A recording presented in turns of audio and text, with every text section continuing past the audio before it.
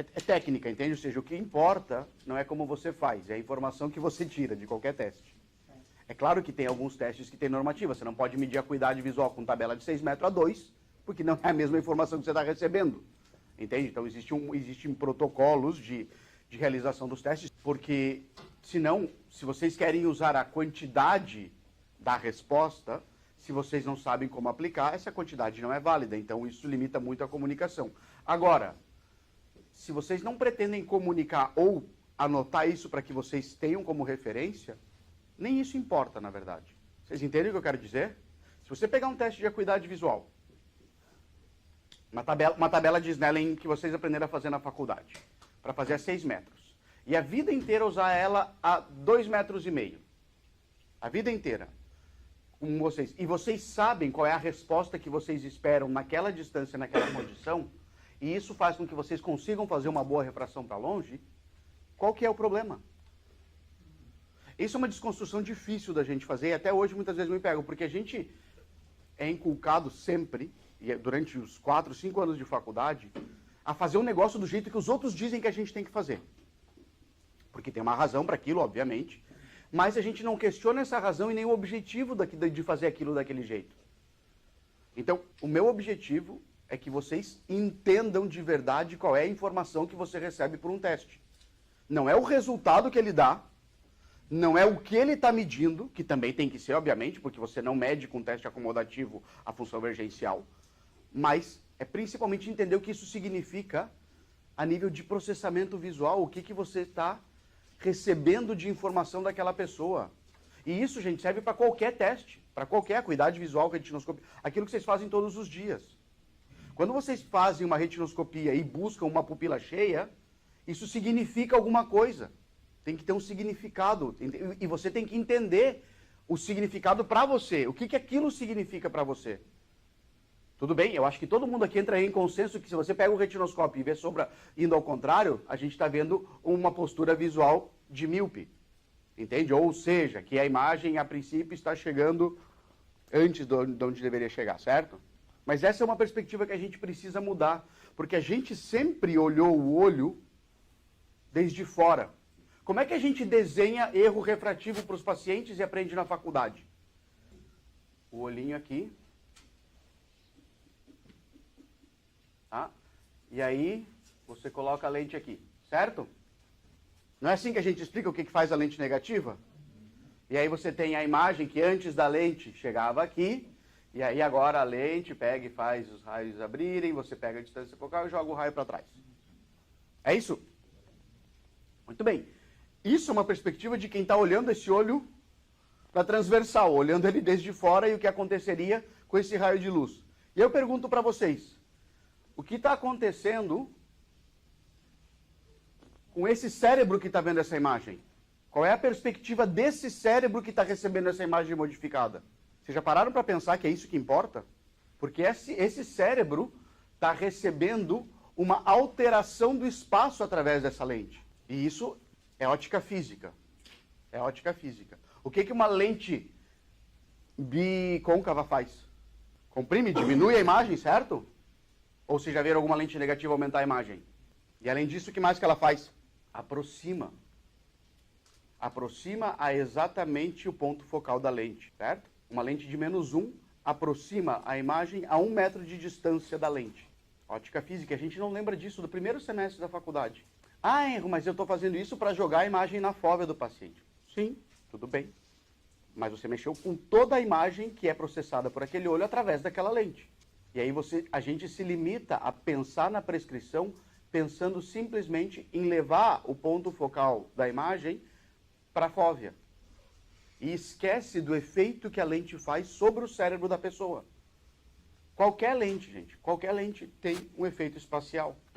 Uma lente negativa diminui e aproxima, uma lente positiva aumenta e afasta. Uma lente tórica, dependendo do eixo, vai modificar um dos meridianos também. Se é uma esférico-cilíndrica positiva, se é uma esférico-cilíndrica mista, vai gerar o mesmo efeito de distorção na lente, na imagem, desculpa. Então, o mais importante disso que eu estou falando para vocês é que essas lentes que a gente coloca, ou mesmo quando a gente não coloca a lente, o nosso sistema visual, ele tem um mecanismo de lentes. Tem cristalino, tem córnea, tem as estruturas refrativas que não se modificam, entre aspas, porque quando o cristalino se ajusta, eu tenho uma modificação do mono aquoso, não tenho?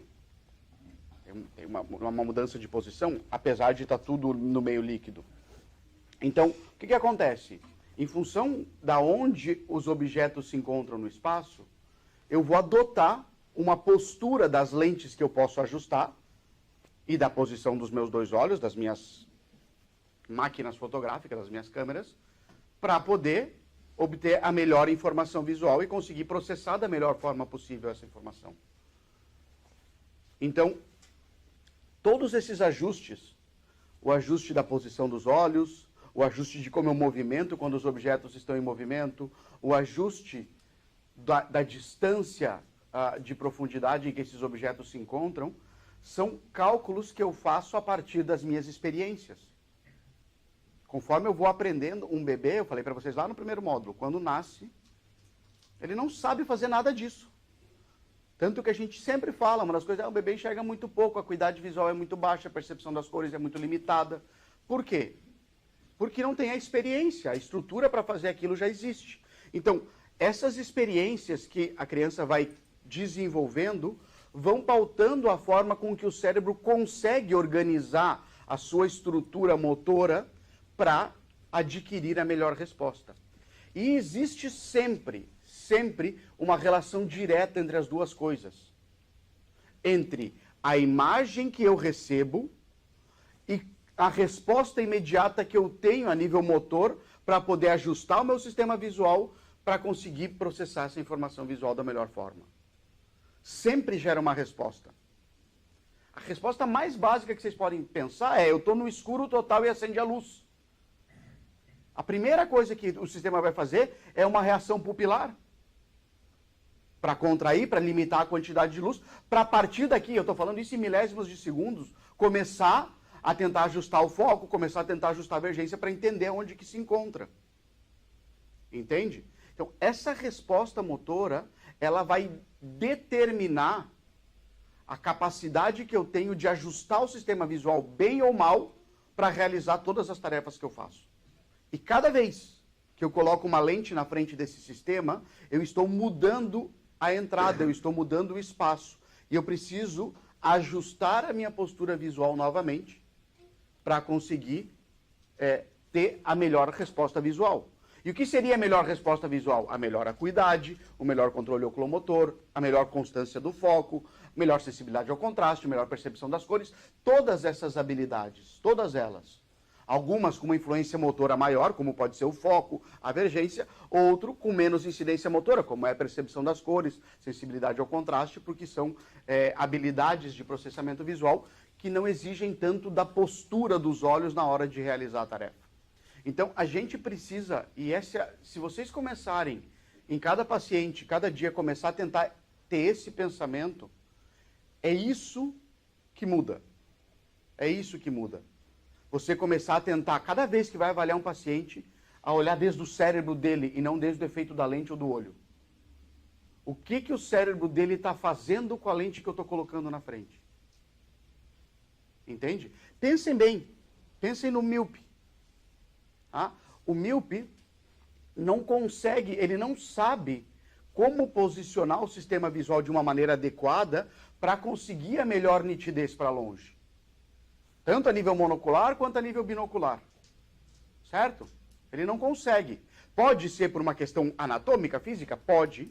Mas pode ser também por uma questão de não saber, a partir do momento que aquela luz entra e tem um determinado tamanho, não saber como posicionar o sistema visual para conseguir colocar o foco exatamente em cima daquele plano, manter a fóvea estável e conseguir, portanto, ter a nitidez que a gente espera que ele consiga.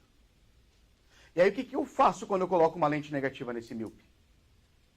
Eu estou jogando a imagem na retina? Não, eu estou trazendo a imagem de lá para perto no espaço. Entendem a diferença? A lente, quando você está observando através dela, muda o espaço, não a cabeça. O espaço muda de lugar e aí eu estou trazendo aquela imagem que estava a 6 metros, com uma lente de -1 a 1 metro da lente, e naquela posição do espaço onde aquela imagem se encontra, o paciente diz, ah, aqui eu consigo enxergar. Porque eu sei posicionar o meu sistema visual para nessa distância ter a imagem nítida. Mas então, se eu conseguir diagnosticar isso precocemente, você consegue tratar o paciente e fazer ele enxergar e não usar o -1? Isso se chama controle de miopia. Se eu não tenho uma mudança estrutural no globo ocular, isso é controle de miopia. E é isso que a gente tenta fazer. E é por isso a preocupação e a ênfase tanto com as crianças que a gente tem agora. Porque imagina uma criança que nasce e até os 4, 5 anos, a grande maioria da tarefa dela é até 1 metro de distância. Porque está numa casa fechada, porque nunca brinca na rua, porque não consegue ter experiência motora, porque tudo que vê é bidimensional e tudo que ela faz é aqui. Como é que ela vai ter aprendido a posicionar o sistema visual dela para longe? Se ela nunca teve oportunidade disso. Ou se você coloca numa proporção, sei lá, 70-30. Entende? Vocês acham que algum jogador de futebol vai ser profissional se não jogar futebol desde criança? Ah, comecei a jogar com 14, 15, agora vou ter... Não, porque essas habilidades se constroem, entende? Então, nem todo mundo tem todas as habilidades, isso está claro. Cada um tem uma... Um é muito bom no computador, outro é muito bom jogando bola, outro é muito bom jogando vôlei, outro é muito bom fazendo isso, fazendo aquilo. Mas ter uma flexibilidade mínima do sistema visual é necessária para não limitar as pessoas. Entende? Então, a gente precisa desenvolver essa flexibilidade das habilidades automáticas do sistema visual, gente. Eu estou falando da discriminação visual, que entra a acuidade visual, estou falando da oculomotricidade, da estereopsia, da capacidade divergencial, porque são habilidades que qualquer criança que tenha uma experiência adequada vai automatizar bem. E aí essas habilidades já não limitam qualquer outra função ou capacidade mais superior, mais executiva, mais cognitiva que ela possa ter. Entende? Então, sim, é isso. É claro que é isso. E o que a gente vê hoje em dia é que muitas pessoas estão criando adaptações visuais que não são adaptações estruturais inicialmente por faltas de experiências, por experiências inadequadas. E nós somos os únicos profissionais que enxergamos isso. E que podemos, de alguma forma, instruir e trabalhar para que isso não limite nenhuma pessoa. É claro que do 0 aos 15 tem um impacto, dos 15 aos 40, ou dos 20 aos 40 tem outro impacto, e depois dos 40 em diante tem outro impacto. Tanto o nosso trabalho, a nossa atuação, quanto as consequências das adaptações criadas, é óbvio, e a gente precisa. Porque não é a mesma coisa você ver alguém que está estruturando, aprendendo, alguém que já está num período de estabilidade, e depois quando você já está perdendo habilidades visuais, como acontece depois dos 40 anos de idade. Então, é esse olhar que nós vamos construir a partir de agora. E todos os testes, gente, todos eles, têm que servir para dar informação sobre isso. Entende? Não adianta fazer um cover test e dizer tem 10 de exo ou tem 3 de endo. Tá, anota na sua ficha isso, mas o que isso quer dizer sobre a maneira com que o sistema visual do seu paciente está trabalhando? O que isso quer dizer sobre como ele consegue posicionar o sistema motor para fazer aquela atividade naquele momento? Essa informação é relevante, porque isso pode te ajudar a buscar uma lente pensando em mudar aquela postura, se você não concorda que aquela postura é adequada, se você acha que ela é ineficiente para aquela atividade, ou pode te dizer, olha, através de uma lente eu não consegui mudar isso, porque a lente ela tem uma ação limitada, apesar dessa mudança espacial, eu posso não conseguir ajustar o sistema visual. Eu tenho que buscar outras ferramentas. Eu tenho que ter outras ferramentas para mudar isso. E quando que a gente vai mudar isso? Quando o paciente tem queixa. Quando aquilo incomoda. Quando aquilo é um problema. Entende? Porque o paciente vem no nosso consultório porque tem um problema. Tem uma queixa. E aí a gente pode trabalhar em cima da queixa ou mostrar para ele a razão pela qual ele desenvolveu aquela queixa.